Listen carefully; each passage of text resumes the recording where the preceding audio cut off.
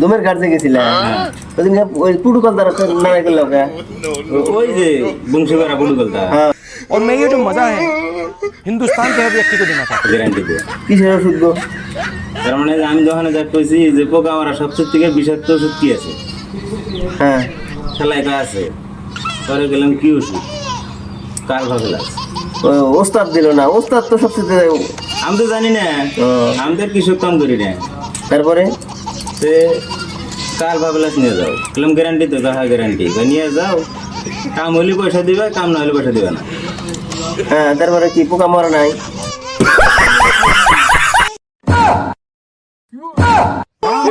দিন এই ও, হয় নাকি? হ্যাঁ কাম ও গ্যারান্টি দিছিল যে কাম হলে পয়সা দিবে কাম না হলে পয়সা দিবে না কাম হলে আমি পয়সা দিইনি ও তার জন্য হ্যাঁ। পয়সাটা দেওয়া লাগছিল না।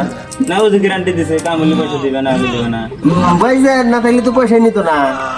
ওই তো কাম হইলো না তো বাইসা আসা যদি পয়সাটা দেওয়া লাগবো নাকি? না কাম নাই যে এটা রাইজের কথা। আমি খাইবার নিয়ে মরবার নিয়ে খাইছিলাম মল্লি গেলে কোন দিতা পয়সাটা? আপনারা তো জনসাধারণ মিলে দিলেন নি খবরের মধ্যে লাগতে তো আপনি খবরের মধ্যে লাগতে তো আপনি হ্যাঁ পাহে ওটা দেখা কথা আর কি